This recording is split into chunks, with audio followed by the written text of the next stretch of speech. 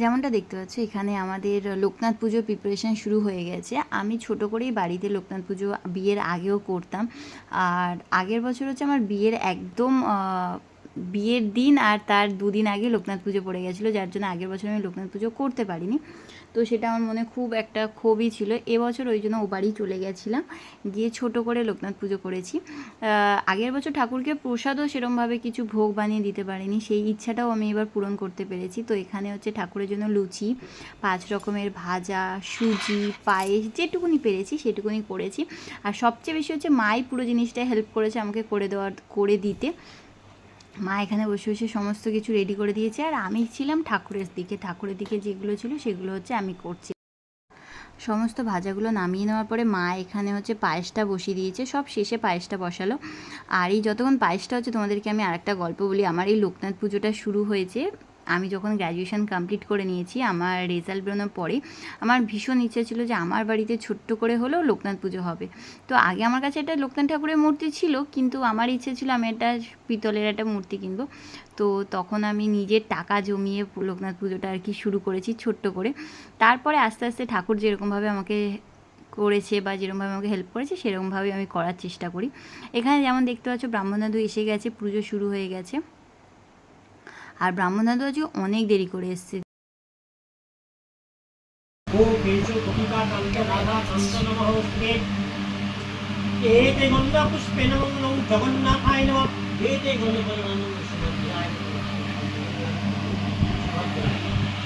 দাদু হচ্ছে আমাদের বাড়িরই ব্রাহ্মণ, তো আমাদের বাড়ির সবারই বাড়িতে যা পুজোই হোক না কেন দাদুই করে পুজোগুলো। এখানে আমাদের পুজো কমপ্লিট হয়ে গেছে, খুব ভালোভাবেই পুজোটা হয়েছে। আর আমি প্রথমে জানতাম না ওর নিচে আরশোলা ছিল, তারপরে দেখি ওর নিচে আরশোলা রয়েছে।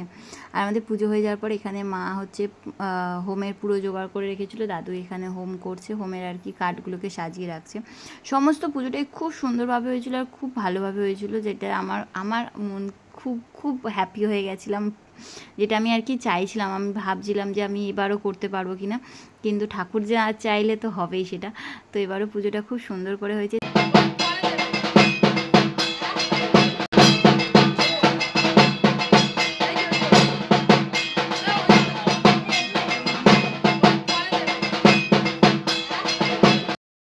পুজোটা আমাদের সত্যিই খুব ভালো হয়েছে। তো পুজো শেষ হয়ে গেছে, তো আমি ওকে বললাম একটু আমাদের ভিডিও করো।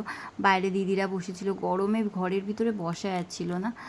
আর সত্যি বলতে ঠাকুর যেমন চায় তেমনই হয়। তো আমি মন থেকে খুব খুশি হয়েছি যে আমার পুজোটা এবার খুব সুন্দর করে হয়েছে। এখন আমরা ভোর 5টা 5:30 বাজে আমরা বেরিয়ে যাচ্ছি। চোখ মুখ দেখে বুঝতে পারছো, ওদিকে যাতে 7টার মধ্যে চলে যেতে পারি। হ্যাঁ, বেরিয়ে যাচ্ছি। আমরা প্রায় 5:30 নাগাদ বেরিয়েছিলাম। আর দেখতে পাচ্ছ পুরো আকাশে আলো ফুটে গেছে, কিন্তু সবথেকে ভালো জিনিস হচ্ছে একটা ঠান্ডা হাওয়া দিচ্ছিল এই টাইমটা। আর রাস্তা একদম ফাঁকা ছিল, তো গাড়ি চালিয়েও মজা ছিল। আর রাস্তার যে প্রকৃতির যে দৃশ্যটা এই ভোরবেলার, সেটা দেখারও একটা আলাদা মজা ছিল। কারণ আমরা হচ্ছে সাধারণত এত সকালবেলা ঘুম থেকে ওঠা পাবলিকই না, আর এত সকাল সকাল আমরা ঘুম থেকে উঠি না। মাঝে মাঝে এরকম দৃশ্যগুলো দেখতে খুব ভাল লাগে। আর তারপরে আমার বাপের বাড়ি থেকে আমার শ্বশুরবাড়ি যাওয়ার সময় আমরা যে রাস্তাটা দিয়ে যাই, ওই রাস্তাটা ভিতরে একটা রাস্তা রয়েছে, ওখানে এত গাছ রয়েছে, ওটা পুরোটাই গাছ ভর্তি। ওখানে কলা চাষ হয়, পেয়ারা চাষ হয়, আর সব থেকে বেশি যেটা চাষ হয় আমি এর আগে সেরকমভাবে কোথাও দেখিনি, সেটা হচ্ছে এত বেশি এখানে করম চাষ হয় যে আমি এর আগে এরকমভাবে কোথাও দেখিনি। করম চাগুলো পেকে গেলে খেতে ভালো লাগে, আমি খেয়েছি আগে, কিন্তু এত পরিমাণে একসাথে কোথাও চাষ হচ্ছে আমি এই প্রথম দেখলাম।